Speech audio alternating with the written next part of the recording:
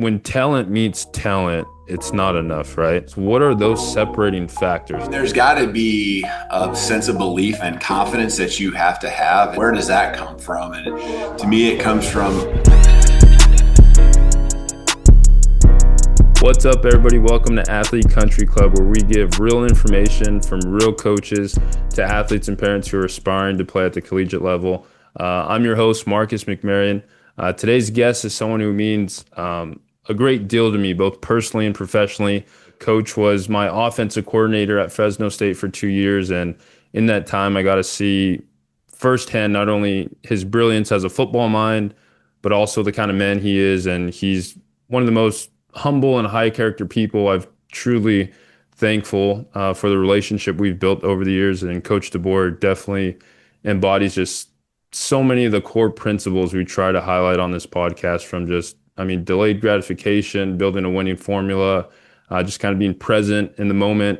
And his journey and the standards he sets continues to impact just athletes and parents and coaches across the country. And it's an honor to welcome him today. Coach Kalen DeBoer is the head coach at the University of Alabama. What's happening, Coach? What's going on, Marcus? It's good to see you, man. And, Yeah, we got to do this to be able to talk, and we've got busy lives and everything, but it's good yeah, to see you. And so I got a lot I could say about you, and I think the most important one would be it was a blast coaching you, and obviously we stay in touch. Means a lot because of what we went through together, and just how you handled it all, and a lot of things that I took from those 2 years that we were together that I've certainly challenged guys with since. yeah. No, and I definitely had to get that out there because I know we're both kind of humble guys in a sense where we could get in a compliment off war and kind of go back and forth and start complimenting each other. So I appreciate everything you've done and obviously our relationship. But we'll get into kind of the heartfelt kind of conversations. And I want to start off kind of just with something a little bit lighter, something that I want to call just called Name That Player.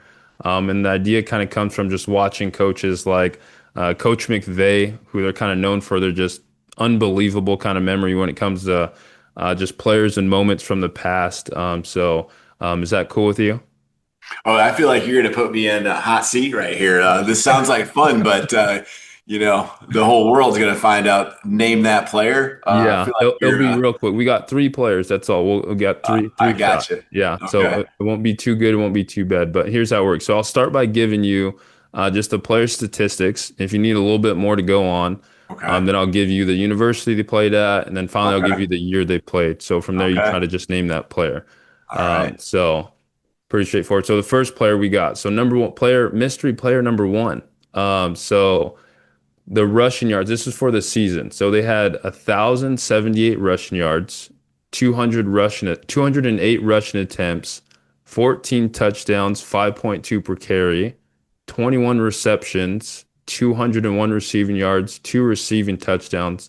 They had 16 total touchdowns, which was a school record that year. Who's that player? Ronnie Rivers? Nope. No. I'll give you another one. The year was 2015. Oh. Darius Jackson. There we go. Good old Darius Darius Jackson. Jackson. That's right. There we go. There we I go. was We I got was it. totally in Fresno mode right there. I So didn't want to make it too easy. I was like, man, I could say yeah, like Keyshawn and these guys, but that make it too easy. yeah, yeah. All right, here we go. Mystery player number two. So this player had a 65% completion percentage, 4,903 passing yards, 36 touchdowns, and 11 interceptions. It's got to be with the yards. It's got to be Penix. That's right. Ding, Yeah, ding, Michael ding. Penix. There you go. Yeah, 4,000. I saw that and I was like, oh my goodness, almost 5,000 yards is unheard of. Yeah. That's awesome. All right, here we go. Last one. You're two for two, basically. I'll give you the first one. That's Ronnie Rivers was a good guess. So we got mystery player number three. So this is a career stats here. So this player was a dual sport athlete playing both baseball and football, batting 497 and 13 home runs, and had 99 receptions on the football field. Who's that player?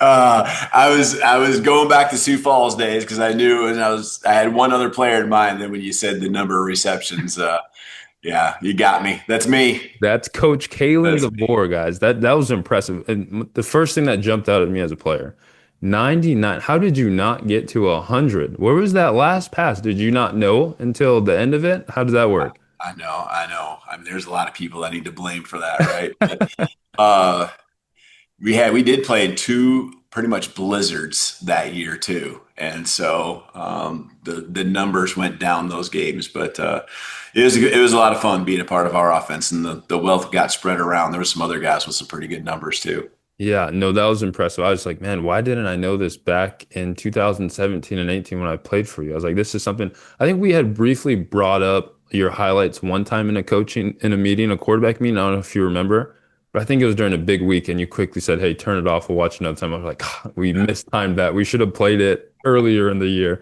Yeah, yeah, No, but that's I just kind of wanted to use that as just kind of a transition to where I mean, obviously, you've used the game and it's been foundational and transformational in your life, but I mean, just the foundation, you were quite the athlete yourself, but I mean, just now being at Alabama, obviously that's the cream of the crop. The best of the best athletes are going to Alabama. Um, and my question for you is just when talent meets talent, it's not enough, right? And just what are those separating factors? Because again, you were quite the athlete yourself, but going back, I don't know if head coach of Alabama, Kalen DeBoer is offering Millbank High School Kalen DeBoer. And kind of what are those separating factors there? yeah. I mean, there's got to be a sense of belief and confidence that you have to have, and so then where does that come from? And to me, it comes from a work ethic that involves repetitions and just day after day after day having this discipline, to where you're having these little wins that keep adding up and keep stacking on top of each other. You're creating habits, you're creating things that just are a lifestyle pretty much, that help you again have that success. And so again, that goes back to what people talk about so much is the process. And so the process being what it is and doing it every single day, it has to be every day. It's got to be ingrained in you. And, I think that's what separates, I think, the fine line that exists between the different levels. It's not as much as people think. It really isn't. It's just that there's more of them at the higher levels, and you have pretty much a whole team, of those type of players, those type of people that have that commitment. And then you add the resources that come along with a program like we have here at Alabama, with more good people to support them that help them raise their game, help them have perspective, help them, stay focused and stay on the path that they need to reach their goals and dreams. Yeah, and I mean athletes and parents that are kind of aspiring to play. I mean whether that's at the junior college level or the Alabamas of the world. I mean whether you play at any level in college, you're the top 7.5%. So I mean that's a great feat no matter what. But what would be your advice to those parents and athletes as far as it sounds like you're kind of preaching, if I'm summarizing right, that it takes a village, that you can't do it on your own. How important is it that these athletes and parents are surrounding themselves with like-minded people as well? Yeah, I mean that's the key, right? It's who you surround yourself with. It's what you're listening to, what you're reading, what you're seeing. It's could be social media, your books, the music, and it's all of those things that kind of shape who you are. I think one of the biggest things that people just need to do is your people that are around you need to help you keep you focused on you. And what you can't have is be compared, to others. And a lot of times the athletes can actually do a pretty good job, but it's the others around them that start comparing and start, a parent maybe kind of pushing, seeing this kid over here, that kid over there, and kind of comparing to their son or daughter. And that's where it gets really hard, because now there's an extra level of pressure when all you can do is just focus on what you can control. And I know everyone says that, but that's just, easier said than done. And so, your surrounding people are so important to provide that support. It's easy when it's going good, but that's when when it's not going so well or up to the level you want it to be, that's when that support system is really critical. Yeah, no, 100%. And I feel like, I mean, comparison's kind of the thief of all joy. And a lot of times, though, I kind of, to play devil's advocate, it is easier sometimes to stay motivated when you are chasing someone. And obviously at Alabama, you guys are a lot of the times the measuring stick. You guys are setting the standard. How are you keeping your team, your players, your support staff, your trainers? How are you keeping everyone at the top of the helm down? How are you keeping everyone fully focused and continuing to set that standard even higher and higher? Yeah, I think that's a really good question because that is the hardest part. And like you said, everyone is, we know, looking to take their shot at us, and when you really focus on it that way, and it's just then it's about just surviving that week. That's really not how you can look at it because you're not maximizing who you can be individually and as collectively as a team. And so it's in different ways trying to just make sure you're challenging yourself to be your best. And for our program, we just, that's my job. It starts with me as the head coach, our position coaches, coordinators, everyone in this building that really has what I call the pillars, the strength and conditioning area. We got to be challenging each other, challenging our guys, and they got to be challenging each other as well to just be their best, and fortunately, we have good enough relationships where we can really be upfront and honest and tell the truth. And when that doesn't happen, really go there and talk about it immediately and address it and be able to move on and be better because of it. Yeah, no, definitely. And I mean, everywhere you've coached, this was always kind of a funny thing we've always talked about as players. I mean, just about everywhere you've coached, I know you're going to get kind of uncomfortable with this a bit maybe, but winning's followed you. And I know you're going to dish it off to say, oh, you had a great support staff, but you are the common denominator and where the winning has happened. What's the consistent just formula to winning that you bring to every program as a leadership position? I think the number one thing that I always look for in other people too, and I think it's key, is to be consistent. Just consistent. We talked about those habits earlier. Talk about your who you are as a person. Just being consistent to where people know what to expect when you show up every day. That you're going to show up every day, first of all, right? And what that's going to look like, the level you're going to be at. You know, what's your response going to be when it's really good, when it's really bad. It just helps you keep moving forward when consistency is in place. But obviously, you can't have consistency at a mediocrity level. You got to be at an extreme high level. So your A game's got to be there every day. But I think it helps you build relationships when they can trust you. And that consistency is really, a piece of that. So as you mentioned, it is the people all around me and us here. But the consistency that we have, the continuity of our staff, from a just number standpoint and who the positions are and how that's trickled down to continuity as a team, that has helped us, now really feel good about the direction we're going and giving us a chance for the season that comes ahead. What are some just applicable consistent habits as an aspiring high school athlete or even younger or collegiate athlete that is being implemented at Alabama on a daily basis that I could attach to and grab and start implementing those habits right away to better prepare myself as a young athlete to potentially play college sports? hmm Yeah, consistent habits. That's what you're asking. Like, what are those Yeah. things? I think just first of all, being where you're supposed to be at, on time, and doing that every single day in all the different areas, going to class, okay, turning in all your work on time. And what happens is you get these wins, right?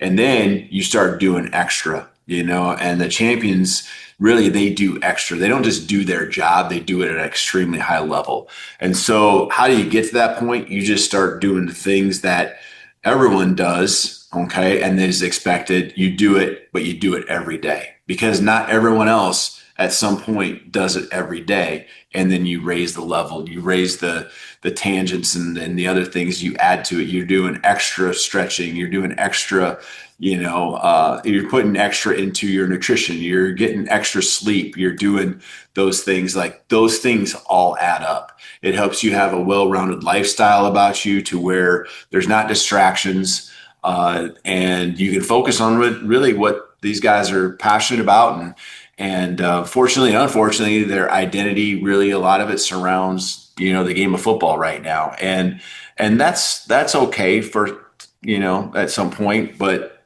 we also want to get to the point where these guys have something beyond the identity of football, because that's going to end, and life's going to continue on. And it's always going to be a part of their past, but there's got to be more to it and understanding who they truly are. But I think a lot of those things in building the small wins and then doing even more. But it just starts with simple nutrition, eating right. What's that? Well, you got to figure out, what that looks like for you. Not missing, not, making every workout, finishing every workout, getting to class on time, turning in all your homework. It's all those things that really, just are expected, but doing it over and over and over again. Yeah, no, and I feel like a lot of the times when you start talking to highly successful people, it's almost like, man, these people are lying to me because it's so simple. Like what they're explaining is so simple, but like you said, it's stacking habits, consistency, day by day, and you do it over a long enough period, it's going to add up and you're going to get the results you're looking for. And I think sometimes it's almost easier to communicate to people, in your opinion, kind of take away what adds up to wins and success and high level achievements. What's the opposite side of the spectrum of that? Because I think sometimes it's easier to kind of digest what could are athletes doing in high school or in college or at any level that could be detrimental, that are simple fixes just as easy as on the success side of things. Yeah, I think just opposite, like what we talked about before, who you're surrounding yourself with, who you hanging out with, and where's that leading you, and how is that all of a sudden, it's someone who doesn't have the same priorities, the same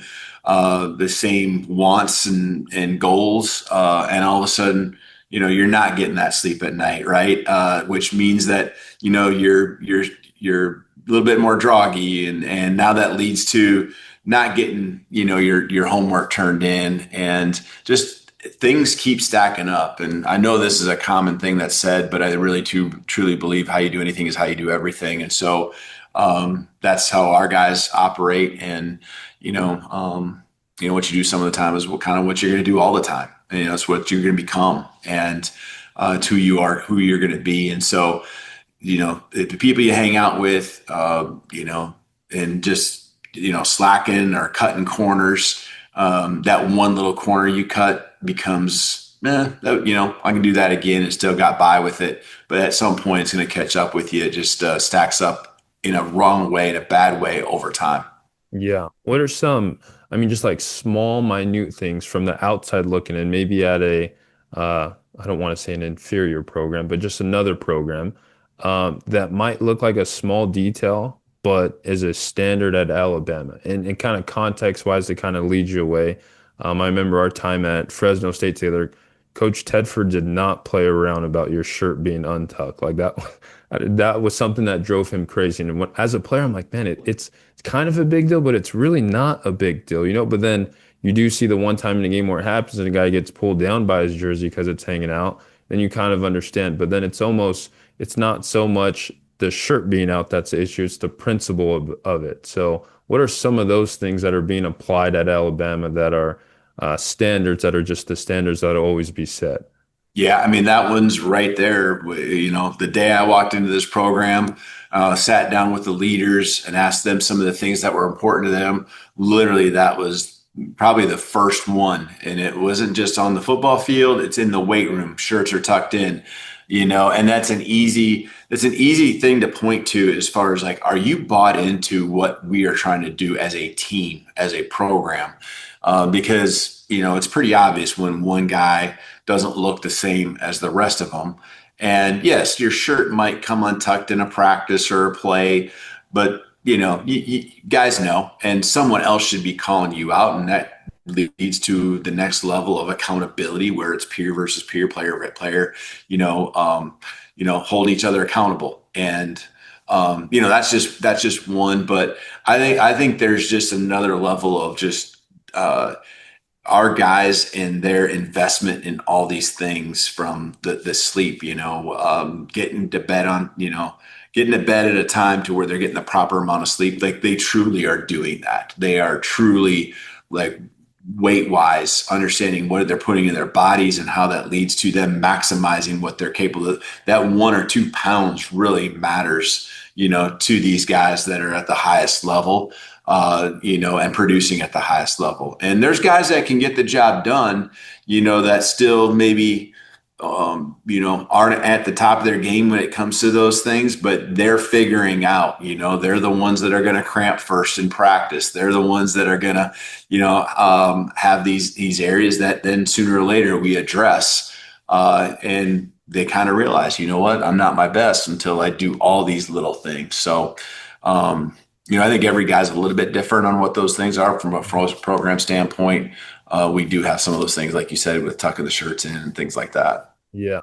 I think it's interesting too, this whole, I mean, kind of first half of this conversation is we haven't even talked about one time as far as just getting recruited or being at the top of your game. Like not once has speed, strength, or skill, or like none of those tangible things have popped up. So, I mean, just in your opinion, when you're going to recruit an athlete and you're showing up to a school or they're coming, stepping into your office, obviously they could play football at that point. What are some intangible traits that you're looking for in a player to say, we want you to come be a part of our locker room and add value to our team on and off the field? Yeah, it's like, what are the conversations revolving around, and we need to understand like NIL is a part of the world, and that conversation needs to happen. But how much of it is dominating the conversation we're having? Where is is it the very first thing? Are we really trying to figure out like, hey, this is a good fit personality wise? This is good fit, for all the things you're looking for, football related, socially, we talk about academics, athletics, socially, spiritually, all those things. And so, I think that's a lot of, where it starts. What's the conversation? Feel like I'm a pretty good reader of people. And, are they genuine? Or are they just trying to get as many offers as they can and, kind of have that hype around them? And then they really truly don't love football. They kind of love the recruiting process, but like when it really comes to doing the work, is that really the case? And, for us, we want a culture, we want a building of people that love coming in the door and are going to stick around here as long as they can. I would say they got other things they got to do, but going to put more time in, because the more time we're around each other, the more things we're probably going to learn, the more film that's getting watched, whether it's individually or with a coach or, just there's more good decisions that are getting made and there's more things that are rubbing off. Sometimes you don't know what you don't know and you just continue to learn, especially the young guys that come into our facility. But we want to have a place where they just feel good about wanting to be there. They're not worried about, who's gonna come after them for this or for that. But they're also got to do their part. They got to do their part to add to our culture, to unify, be a uniter, not a divider of our team. And a lot of that just goes back to who you are, how genuine you are, how much you love this journey you're on, how committed you are to the process and the discipline you have to it, and the actions that hopefully represent and support the goals that you and we all have. Yeah, no, 100%. I mean, if you have two athletes, identical on paper, height, weight, strength, GPA, even NIL, throw out there, exactly the same same everything. What's two or three deciding factors for Alabama University to decide if the athlete's a good fit or not? Yeah, I mean, that's a good question. I think again, you're just looking at the whole person, and again, kind of trying to get a read on what has got this person to this spot, and the people that are around them. And so, again, the word fit, I think, is important. It probably can be a lot of different things, because how do you fit into the personnel of the offense or defense? How do you fit your body type and also just again personality? But that's where it is a fine line. And there are a lot of great athletes, and there are a lot of great athletes who are great people who have worked very hard, and just really trying to be on the same page. And I'd rather really go through those long conversations, those hard decisions now, to make sure we have the right ones here and the right ones that want to be here, to save us on the back end when, maybe it doesn't go perfect for them, but they know that this is where they want to be. They don't get disgruntled and they're willing to stick it out, be on the journey they're on, continue to grow and continue to develop. And, sooner or later, those that stay will get their opportunity, as long as they're, again, got that, like you said, that talent, that ability, and then the right mindset. Yeah, no, and a lot of times it is a journey as a player to play. You kind of have expectations of playing right away, but maybe you have to wait your turn. And I'm fortunate I had to wait my turn and was a product of the transfer portal because it led to my relationship with you and Tedford and Grubb and all these amazing coaches we had at Fresno State. And I don't know if I'd call it a privilege, but more a unique experience we had together of going to two Mountain West championships together and experiencing losing one together, but then also winning one together. That made it that much more sweeter our senior year. And I mean, just with the pressure of, Alabama football, how do you keep yourself present in the moment and focused on, what matters most? Well, I'm letting the cat out of the bag here a little bit, but there's something that there's a lot of things that just our experience together, has really taught me. Number one, your timing of your transferring in was a short amount of time, and it taught me that our offense can be, if you really dive into it, you really want to learn it quickly, and you're committed to it, like you can learn it. Like you maximized in a short amount of time, and just how bad do you want it and what the actions are to help you get to where you want to be. So guys always say, I'll do anything to get on the football field, I'll do anything to be a part of the program. Well, there's always more, I feel, that they can do that they don't realize. And just again, your story at that time, that was one piece. And I think another thing, just again, when it comes to the commitment and the action and the really, like, how bad do you want it? I'll never forget, it was May after your first year, and we'd gone through spring ball. And I remember being with my family on a weekend, on a Saturday, and I was riding with my family, and you called, and you were watching film in the facility in May, when no one else was around, school was out, and a little bit of time there, kind of leading up to the Memorial Day, but you were in it, and I'll just never forget that, like knowing, like, man, this is a guy that truly wants it, and these are the levels that you got to have people if you're going to go really win, and then it also just supported that you were all in too, and then I think the last piece when it comes to that was, kind of what probably is more toward in line of your question is, what does it take to me to help reach? And, we talked about comparison, and there's a little bit of that, but there's so much noise out there. There's so much noise, and not to share, what you did or any of your pieces, but to your success. But, I specifically know how you kept out the noise, and how you stayed focused on you and us as a team, on that championship run there, to the conference championship. And I remember getting on that plane and flipping on the social media for the first time since the beginning of the season. You know what I'm talking about, right? Yeah, no, I I do. was sitting right there because we always sat next to each other. And, again, that just impressed me so much that you waited till that ride was over, and you were so focused. And those are three examples of the ways that I saw your focus. And, you helped you reach your goals and us reach our goals.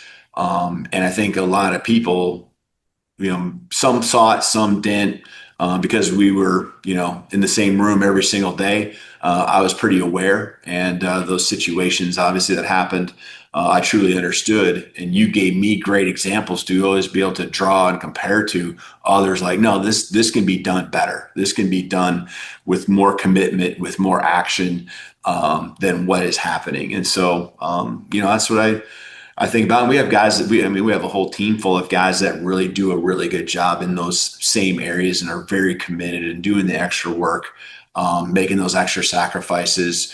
The temptations that exist to go on your phone and do these things, just kind of check things out that then all of a sudden put thoughts and good and bad, right? The thoughts of being patted on the back, because it was a good season, but also the thoughts of, it's never good enough. Woe is me or whatever it might be. You just handle that so well. And those are things I think about with some of our guys, trying to direct them and keep them on the right path.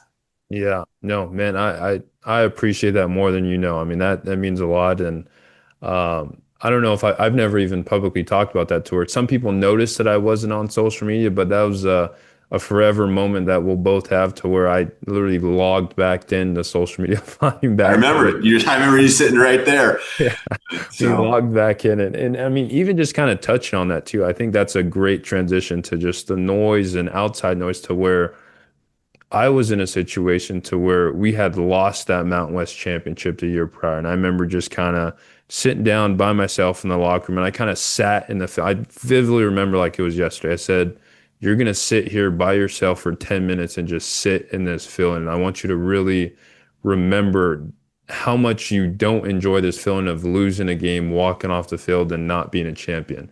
And I just remember sitting in that feeling and immediately as soon as we got back home, I'm like, how am I going to become the best version of myself for this team, this city, and this program so that we could win a championship. But I got off of social media personally. I've never talked about it, but it was for the opposite reason. It wasn't even for the negative reviews. It was for all the positivity that was happening. I remember after the Minnesota game is when I decided to turn it off, is because I was looking to the media to comfort me and tell me Marcus McMaryion did a good job or it wasn't Marcus's fault and Marcus played well. And I said, the only thing that matters is what's within this locker room and what the film says and what I could actually improve myself, not what's going on the outside. So I mean, with Alabama being at the forefront of media and every move you guys make being under a microscope, how are you preaching that to guys on a weekly basis to show up Monday, show up Tuesday, show up Wednesday, take care of day by day, and the results will take care of themselves?